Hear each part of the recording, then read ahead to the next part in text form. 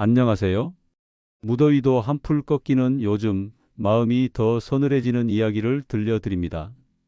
가족이란 이름 아래 누군가가 약자를 괴롭히고 있었다면 여러분은 어떻게 하시겠습니까? 오늘 사연의 주인공은 아내를 돌보며 조용히 살아가던 어느 남편입니다. 하지만 아들의 아내, 그러니까 며느리가 아내에게 퍼붓는 막말을 듣는 순간 그는 더 이상 참지 않았습니다. 상상도 못한 복수의 방식, 그리고 그 뒤에 밝혀진 충격적인 진실까지. 오늘 끝까지 함께해 주시고 여러분의 생각도 댓글로 나눠주세요. 구독과 좋아요는 잊지 마시고요. 안녕하세요. 저는 경기도 안산에 사는 65세 최영수라고 합니다.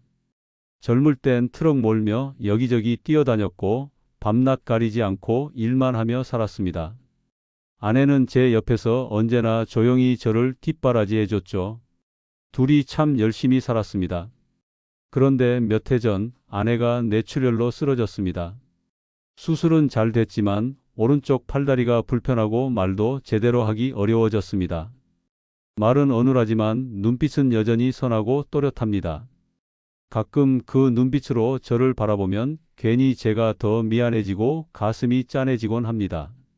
아들은 서울에서 직장을 다니며 결혼도 했습니다. 며느리 지은이는 처음 봤을 때 참 싹싹하고 예의 바른 친구였습니다.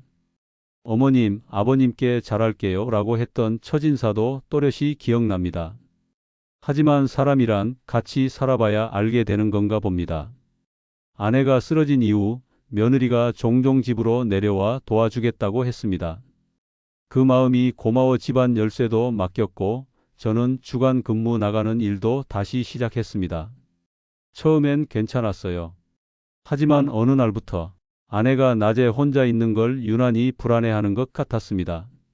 제 손을 꼭 붙잡고 눈물을 흘리거나 입을 꾹 다문 채 잠을 이루지 못하는 날이 많아졌죠. 그때는 그저 아픈 사람의 예민함이라 생각했습니다. 하지만 아내가 떨리는 손으로 쪽지 하나를 건넨 그날, 제 믿음도 함께 무너졌습니다. 쪽지엔 이렇게 적혀 있었습니다. 지은이 무서워. 저와 아내 오말수는 가난했지만 부끄럽지 않은 삶을 살아왔습니다. 20대 초반 포장마차에서 국수 한 그릇 놓고도 밤새 웃던 사람이 제 아내였습니다. 서로 가진 게 없었기에 더 단단히 붙잡고 살았죠.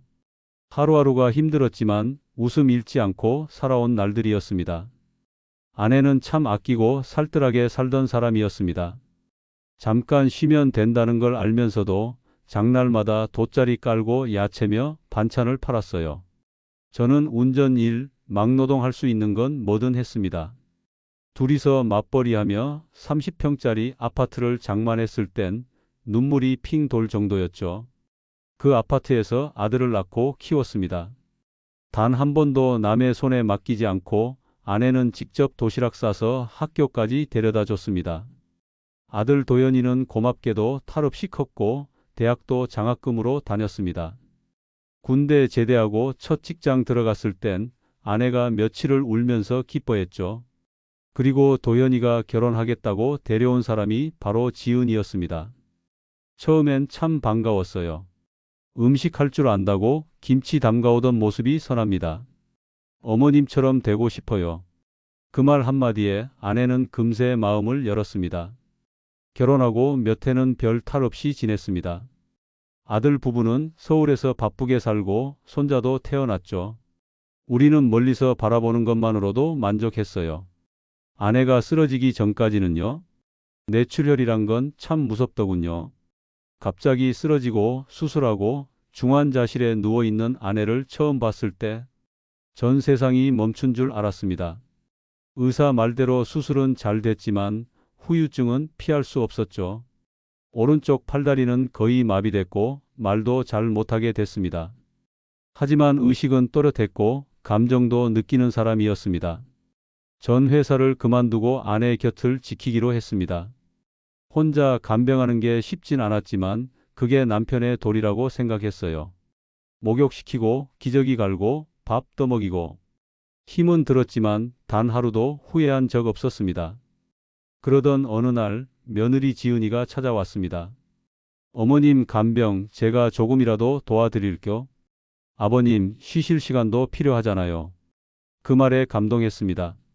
지은이가 정말 그런 마음이라면 얼마나 다행인가 싶었죠. 그날 이후로 지은이가 자주 들락날락했습니다. 반찬도 해오고 청소도 해주고 아내 말도 잘 들어주는 듯 보였습니다. 그래서 제가 다시 일용직이라도 나가보자 마음먹게 된 거죠. 낮 동안 아내를 혼자 둘 수 없으니 누군가 있어야 했거든요. 그런데 이상했습니다. 어느 날부터인가 아내가 제 눈을 피하더군요. 손을 덜덜 떨거나 멍하니 천장을 바라보며 눈물을 흘리기도 했습니다. 괜찮아? 라고 물으면 고개만 저으며 말은 하지 않았죠. 말을 못하는 상황이었기에 더더욱 답답했습니다. 그러다 어느 날 아내가 제 손을 꼭 잡더니 떨리는 손으로 쪽지 하나를 건넸습니다. 지은이 무서워. 단 네 글자였습니다. 그런데 그 글씨엔 말로 설명할 수 없는 공포와 떨림이 담겨 있었습니다. 그날 이후 저는 모든 게 달라졌습니다. 지은이의 말투, 눈빛, 방문 닫는 소리 하나하나가 신경 쓰이기 시작했죠. 그동안 보지 못했던 것들이 보이기 시작했습니다. 집 안 어딘가 틈이 생기고 있었습니다. 그리고 그 틈 사이로 끔찍한 진실이 고개를 들고 있었던 겁니다. 쪽지를 본 이후 저는 불안감을 감추지 못했습니다. 하지만 직접 묻는 것도 의심하는 것도 두려웠습니다. 혹시나 제가 오해하고 있는 건 아닐까? 지은이가 그럴 리 없다고 제 스스로를 타이르며 하루하루를 넘겼습니다. 하지만 이상한 장면들은 점점 더 자주, 더 노골적으로 제 눈에 들어오기 시작했습니다. 어느 날엔 아내가 멍한 얼굴로 한참을 앉아 있더군요. 입가에는 말라붙은 밥풀, 팔뚝엔 멍 자국이 희미하게 남아 있었습니다. 이거 어디서 다쳤어? 물어봤지만 아내는 고개만 숙였고 지은이는 씩 웃으며 말했죠. 어머님이 손 떨면서 컵을 떨어뜨리시길래 제가 잠깐 말렸어요. 별일 아니에요. 그 말투가 어딘가 거슬렸습니다. 예전과 달랐어요. 톤이 이상하다고 해야 할까요? 마치 남의 일 이야기하듯 무심하고 건조했습니다. 그날 이후로 저는 외출할 때마다 마음이 편치 않았습니다. 잠깐만 나갔다 올게. 3시간이면 돌아와. 아내에게 말하고도 엘리베이터 앞에서 몇 번이고 되돌아섰습니다. 그렇게 출근을 미루다 결국 일용직도 그만두게 됐습니다. 며칠 후 우연히 화장실 옆에서 지은이의 통화 내용을 듣게 됐습니다. 엄마, 여기 진짜 못 있어 먹겠어. 어머님은 멍하게 앉아서 말도 못하고 솔직히 무섭고 짜증나. 아버님은 뭐 하나 할 때마다 감사하단 말만 하고 그냥 둘 다 병원에 보내고 싶어. 순간 손에 들고 있던 수건을 놓칠 뻔했습니다. 지은이는 그 말이 저한테 들렸는지도 몰랐겠죠. 말끝마다 걱정 마세요. 어머님 잘 챙길게요 하던 그 모습이 순식간에 가면으로 느껴졌습니다. 그날 밤 아내에게 미움 떠먹이다가 조심스레 물었습니다. 낮에 지은이랑 별일 없었지? 아내는 고개를 천천히 저었습니다. 그리고 손끝으로 이마를 톡톡 두드렸습니다. 그 행동은 지은이가 머리를 쳤다는 말 같았습니다. 하지만 정확히 말할 수 없는 제 아내는 결국 조용히 눈물만 흘렸습니다. 이쯤 되면 확신이 생겨야 했지만 저는 여전히 망설였습니다. 혹시 내가 오버하는 걸까? 혹시 아내가 착각하고 있는 건 아닐까? 하지만 다음 날 아내의 양쪽 팔에 선명한 멍 자국이 생긴 걸 보고는 더 이상 눈 감을 수 없었습니다. 지은이 이거 뭐야? 지은이는 당황한 얼굴로 말했죠. 아니에요, 아버님. 어머님이 혼자 일어나시려다가 제가 말리다가 그랬나 봐요. 절대 때린 거 아니에요. 그녀의 말은 분명 아니에요였지만 그 눈빛은 저를 피하고 있었습니다. 며칠 후 우연히 쓰레기통을 비우다 아내의 기저귀에서 말라붙은 피 자국을 보게 됐습니다. 더는 참을 수 없었습니다. 저는 작고 낡은 녹음기를 꺼냈습니다. 그리고 다음 날 아내가 혼자 있는 낮 시간대에 몰래 침실 옆 탁자에 그걸 두었습니다. 그날 밤 녹음기를 꺼내 재생한 저는 제 귀를 의심했습니다. 어머님, 또 흘리셨어요? 진짜 왜 이렇게 더러워요? 밥이나 좀 똑바로 드세요. 진짜 짜증나게 하네. 죽고 싶어요? 진짜? 말도 못하면서 눈은 왜 그렇게 떠? 웃기지도 않게. 그건 더 이상 말이 아니었습니다. 그건 학대였습니다. 그리고 그 모든 걸 들은 순간 제 손은 녹음기를 쥔 채 부들부들 떨렸습니다. 아내가 하루하루 얼마나 무서운 시간을 보내고 있었는지 그제야 알게 된 겁니다. 녹음 파일을 들은 날 밤 저는 아무 말도 하지 않았습니다. 아내는 제 눈빛만 보고도 무언가 느꼈는지 괜히 제 손을 붙잡고 눈을 피했습니다. 오히려 제가 위로받는 듯한 기분이었습니다. 다음 날부터 저는 집에 있던 날이 많아졌습니다. 갑자기 일이 없어졌다는 말로 둘러댔고 그 시간마다 지은이의 표정은 미묘하게 굳었습니다. 아버님, 일 없으세요? 요즘 자주 계시네요? 말은 웃으며 했지만 어딘가 뾰족했습니다. 며칠 뒤 지은이의 친정엄마, 그러니까 사돈 박옥자가 집에 찾아왔습니다. 예고도 없이 온 방문에 놀랐지만 저는 예의상 차를 내왔습니다. 어머님 오셨어요. 아내는 어색한 표정으로 고개를 끄덕였고 지은이는 엄마에게 속삭이듯 말을 붙였습니다. 진짜 짜증나 하루 종일 감시당하는 느낌이야. 그리고 잠시 후 거실에 모인 자리에서 사돈이 제게 이런 말을 꺼냈습니다. 영수 씨, 아무리 그래도 우리 지은이한테 너무 예민하게 굴면 안 되는 거 아니에요?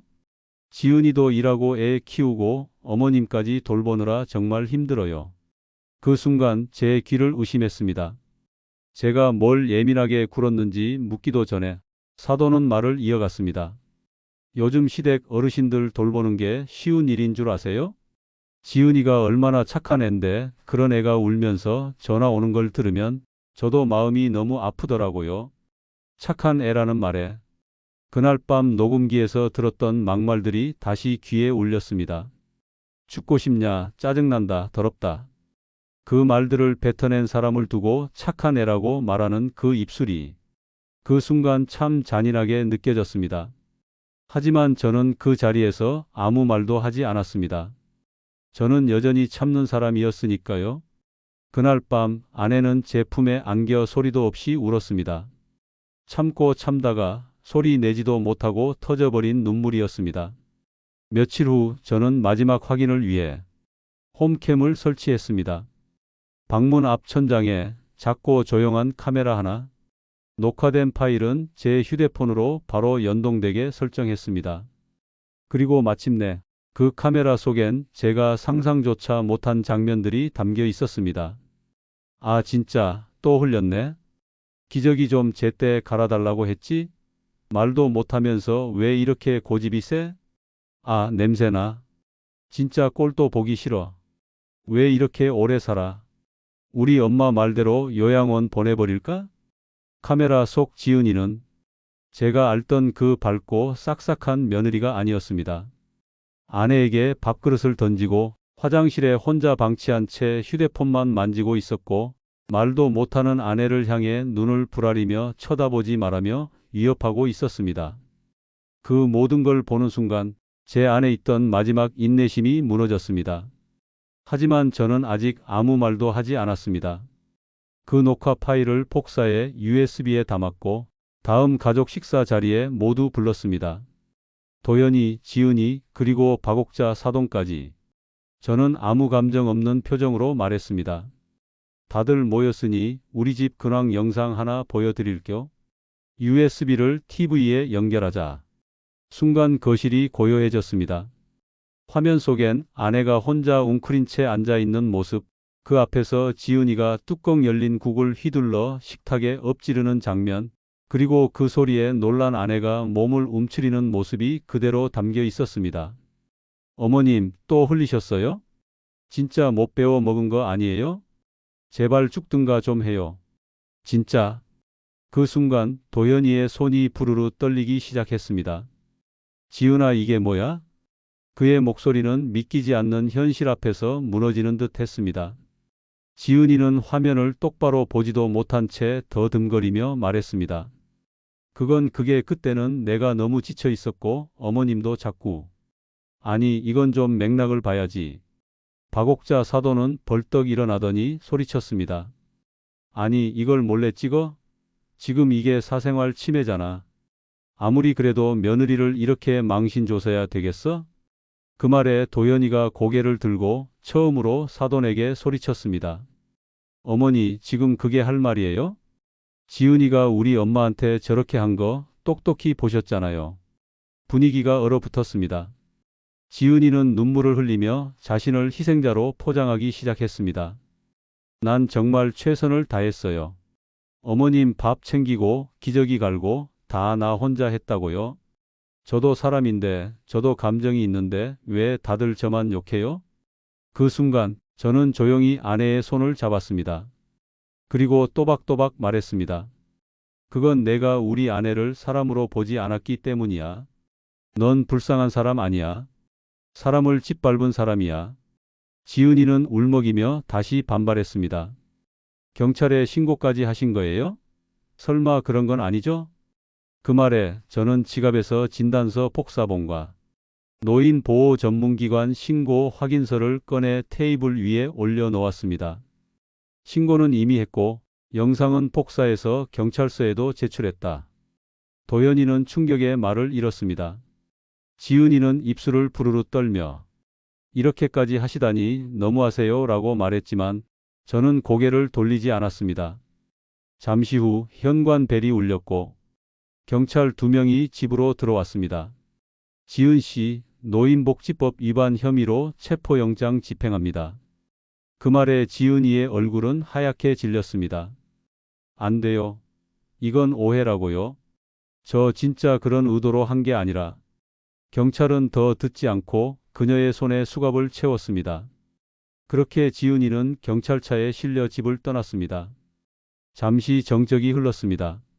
사돈은 벌겋게 달아오른 얼굴로 지은이를 감옥에 보내고 속이 시원하냐고 저를 몰아붙였지만 그 말에 도연이가 나지막이 말했습니다. 그럼 우리 엄마는 그렇게 당하고도 가만히 있어야 했어요? 그날 밤 도연이는 혼자 남아 저에게 무릎을 꿇었습니다. 아버지 정말 죄송해요.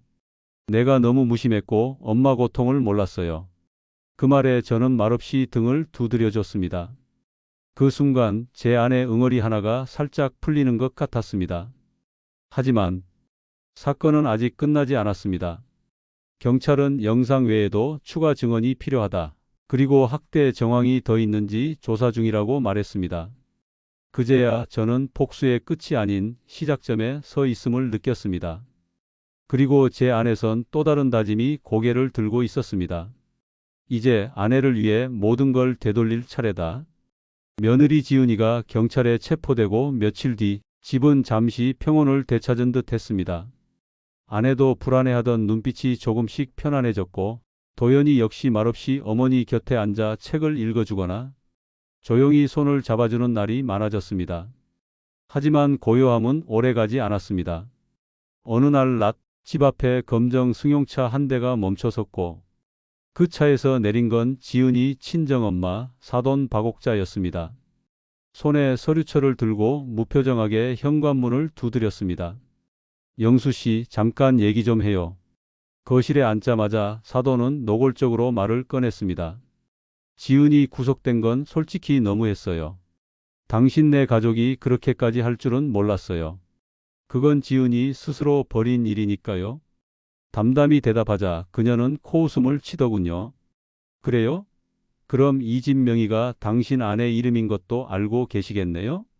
그 말에 저는 눈썹을 살짝 찌푸렸습니다. 이 집은 복례 씨 단독 명의잖아요. 지은이가 그동안 돌본 공도 있고 이 집에서 산 시간도 있는데 혹시라도 나중에 분할 청구 들어가면 법적 싸움 감당하실 수 있겠어요? 그 순간 저는 그제야 사돈의 진짜 목적을 알아차렸습니다. 결국 돈이었군요. 그녀는 당황한 기색도 없이 오히려 당당하게 말했습니다. 내 딸이 그 집에서 몇 년을 돌봤는데 공 하나 없이 감옥 가는 건 부모된 입장에서 억울하죠. 그리고 솔직히 복례 씨 상태로 재산 관리가 가능하다고 보세요? 후견인 신청이라도 들어가야 되는 거 아닐까요? 이제 저는 명확히 알았습니다.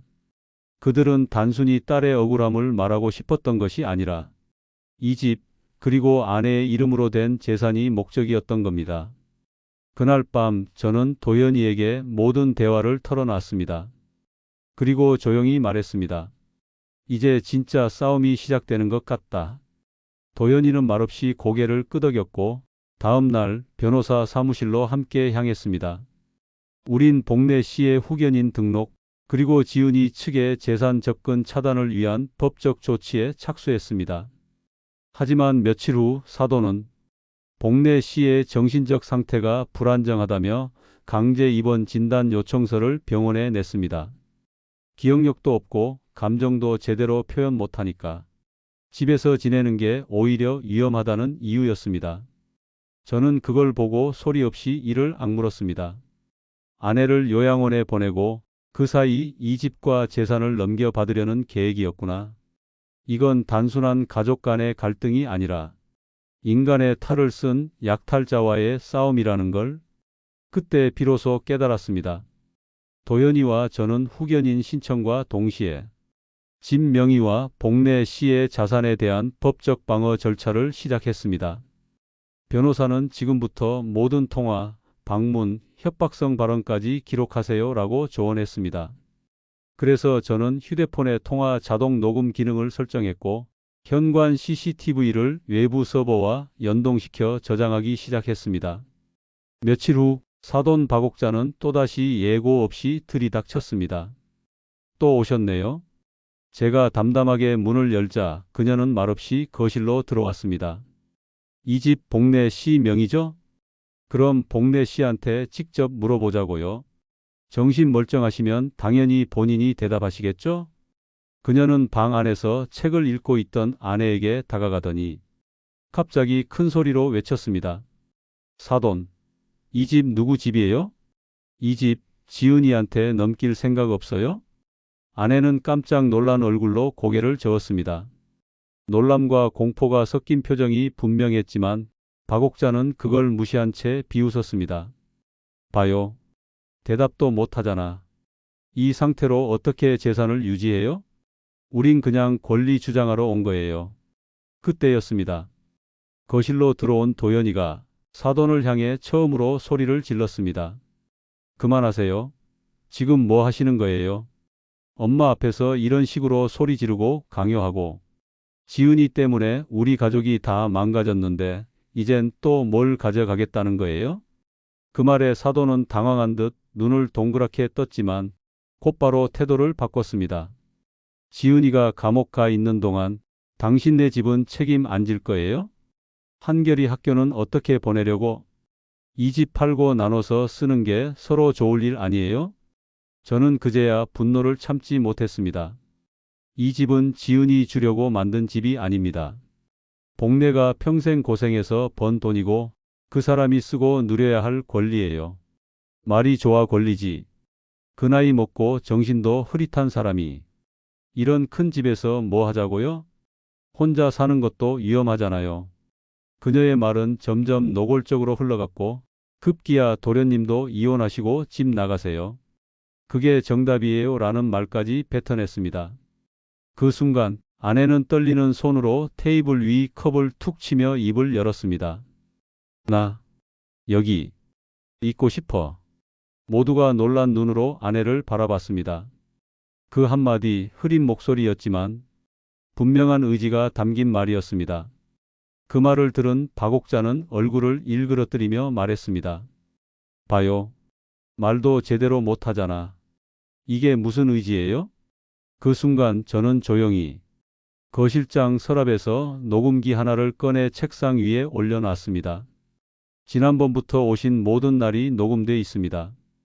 요양원 강요, 재산 위협, 환자 앞에서의 협박. 이건 그냥 말다툼이 아닙니다. 법원에서 판단하게 하죠. 그 말에 사도는 잠시 얼어붙더니 조용히 가방을 들고 일어섰습니다.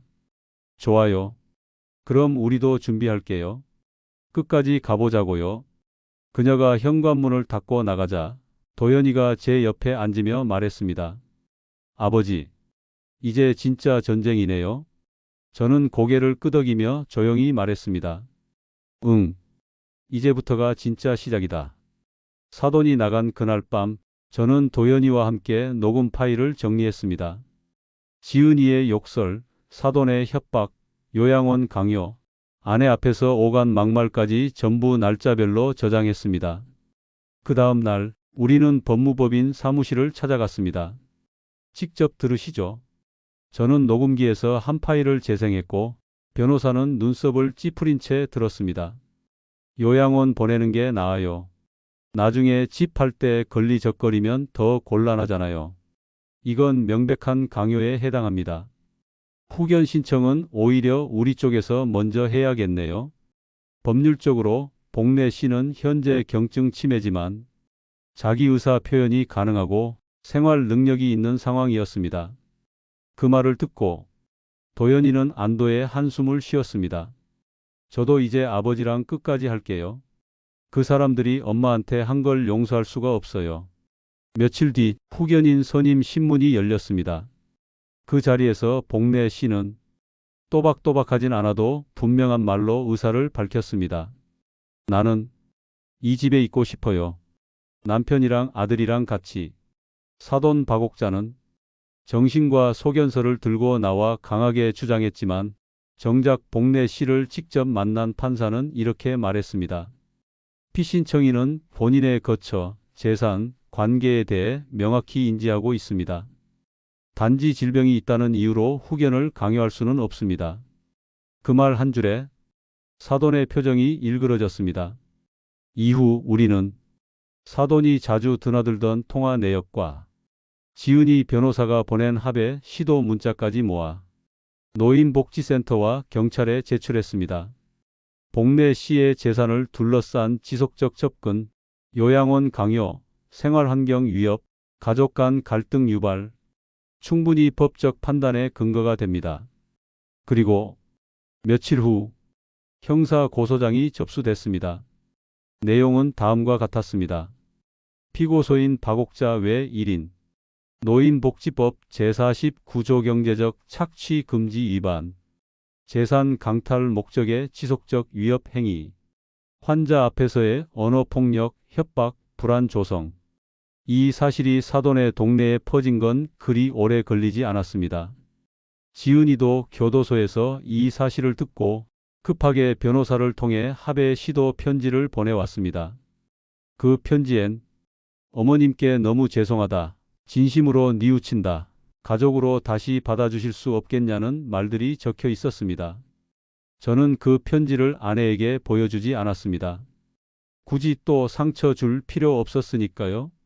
우리는 지은이와의 이혼 소송을 동시에 진행했고 도연이는 한결이 양육권까지 단독으로 신청했습니다.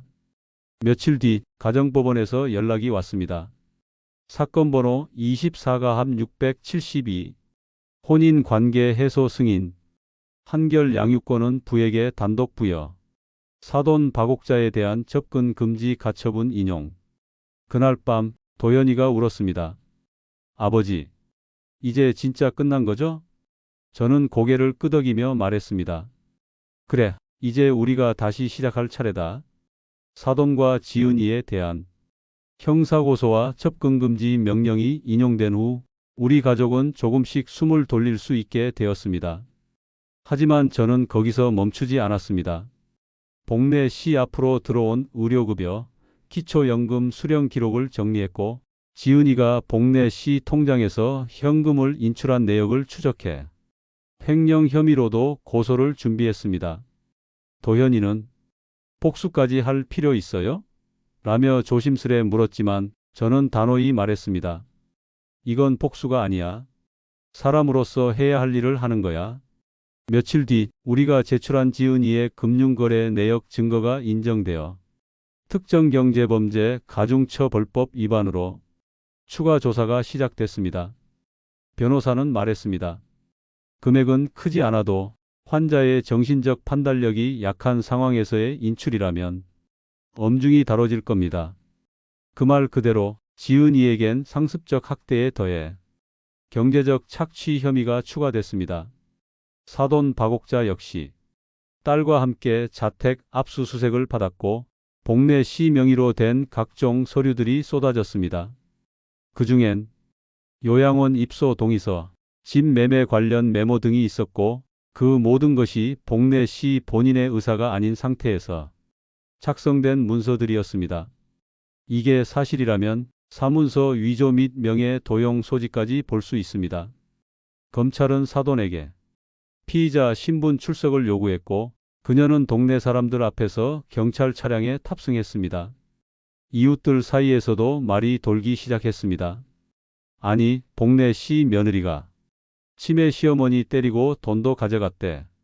어쩐지 평소엔 인사 한마디도 없이 살갑더니 사돈은 눈도 제대로 못 마주친 채 고개를 푹 숙이고 경찰서를 향했습니다. 며칠 후 재판부는 지은이에게 징역 1년 6개월, 사돈 박옥자에겐 벌금 300만 원, 접근 금지 3년 명령을 선고했습니다. 모든 게 끝난 날 도연이는 조용히 혼잣말처럼 말했습니다. 이제라도 엄마 앞에 당당할 수 있어서 다행이에요. 그리고 저는 복내 씨의 손을 꼭 잡고 속삭였습니다. 여보, 다 지나갔어. 이제 우리가 지켜. 그녀는 천천히 고개를 끄덕이며 조용히 눈을 감았습니다. 짧은 숨, 그러나 고요한 미소가 느껴졌습니다. 모든 재판이 마무리되고 우리는 복내 씨의 이름으로 된 집에서 조용한 일상을 되찾기 시작했습니다. 지은이와의 이혼도 법적으로 완전히 정리되었고 도연이는 한결이를 데리고 이 집 2층에 방 하나를 새로 단장해 들어왔습니다.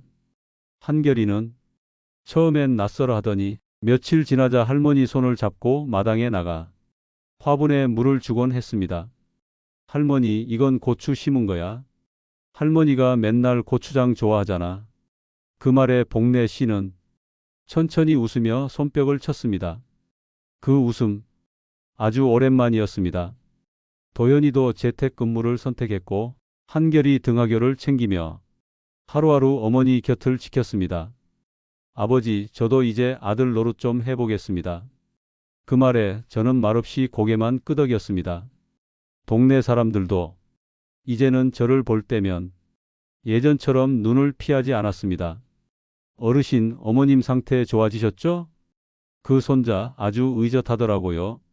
한 달 뒤 저는 집 마당에 평상을 하나 놓고 복내 씨와 도연이, 한결이와 함께 소박한 삼겹살을 구웠습니다. 고기 굽는 연기 사이로 복내 씨가 조용히 말했습니다. 우리 이렇게만 살자. 그 말에 우리 셋은 아무 말 없이 고개를 끄덕였습니다. 지옥 같던 시간도 지나고 나면 이렇게 다시 따뜻한 하루가 찾아오더군요. 복수도 용서도 그 끝은 결국 가족이었습니다. 지금 제 옆에는 아직도 가끔은 어린아이처럼 제 이름을 부르는 아내가 앉아 있습니다.